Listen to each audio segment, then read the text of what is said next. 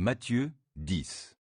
Jésus appela ses 12 disciples et leur donna l'autorité de chasser les esprits mauvais et de guérir toute maladie et toute infirmité. Voici les noms des 12 apôtres. D'abord, Simon, appelé Pierre, puis André, son frère. Jacques, fils de Zébédée, et Jean, son frère. Philippe et Barthélemy. Thomas et Matthieu, le collecteur d'impôts. Jacques, fils d'Alphée et Thaddée. Simon, le zélé, et Judas Iscariote, celui qui a trahi Jésus. Ce sont ces 12 hommes que Jésus envoya après leur avoir fait les recommandations suivantes. N'allez pas dans les contrées étrangères et n'entrez pas dans les villes de la Samarie. Rendez-vous plutôt auprès des brebis perdues du peuple d'Israël. En chemin, annoncez que le royaume des cieux est proche. Guérissez les malades, ressuscitez les morts, rendez purs les lépreux, expulsez les démons. Vous avez reçu gratuitement, donnez gratuitement. Ne mettez dans vos bourses ni or, ni argent, ni pièces de cuivre. N'emportez pour le voyage ni sac, ni tunique de rechange, ni sandales, ni bâton, car l'ouvrier mérite sa nourriture. Chaque fois que vous arriverez dans une ville ou un village, cherchez quelqu'un qui soit respectable et restez chez lui jusqu'à votre départ de la localité. En entrant dans la maison, saluez ses occupants. S'ils en sont dignes, que la paix que vous leur souhaitez repose sur eux. Sinon, qu'elle vous revienne. Si, dans une maison ou dans une ville, on ne veut pas vous recevoir, ni écouter vos paroles, quittez la maison ou la ville en secouant la poussière de vos pieds. Vraiment, je vous l'assure, au jour du jugement, les villes de Sodome et de Gomorrhe seront traitées avec moins de rigueur que les habitants de ces lieux-là. Voici, moi, je vous envoie comme des brebis au milieu des loups.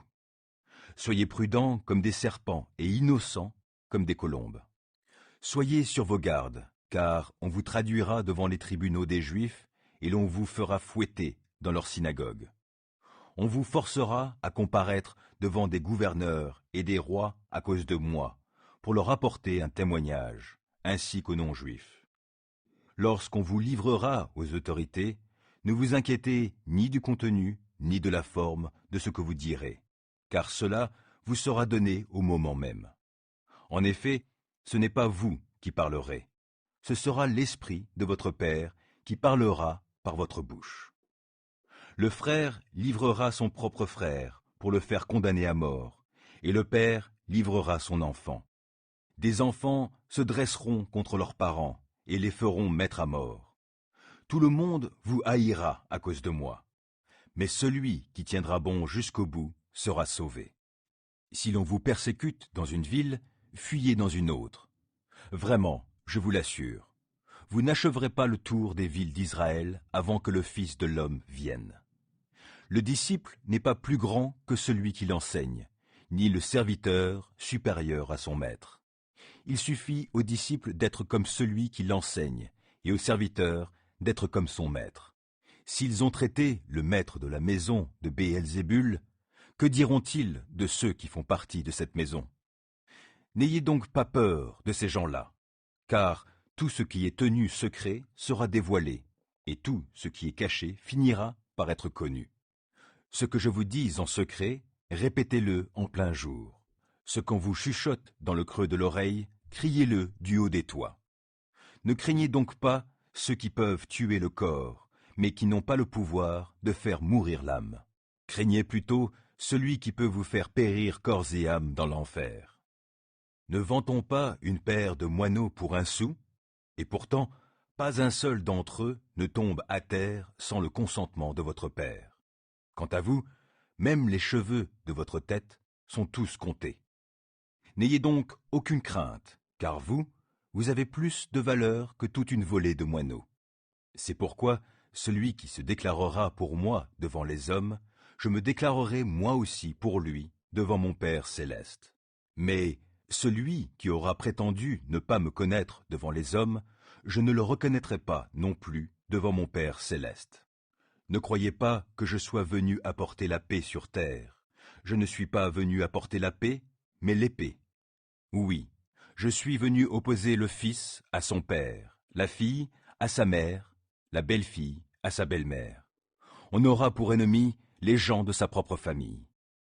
Celui qui aime son père ou sa mère plus que moi n'est pas digne de moi. Celui qui aime son fils ou sa fille plus que moi n'est pas digne de moi. Et celui qui ne se charge pas de sa croix et ne me suit pas n'est pas digne de moi. Celui qui cherche à sauver sa vie la perdra. Et celui qui aura perdu sa vie à cause de moi la retrouvera. Si quelqu'un vous accueille, c'est moi qui l'accueille. Or, celui qui m'accueille accueille celui qui m'a envoyé. Celui qui accueille un prophète parce qu'il est un prophète recevra la même récompense que le prophète. Et celui qui accueille un juste parce que c'est un juste aura la même récompense que le juste. Et si quelqu'un donne à boire, ne serait-ce qu'un verre d'eau fraîche, au plus petit de mes disciples, parce qu'il est mon disciple, vraiment, je vous l'assure, il ne perdra pas sa récompense.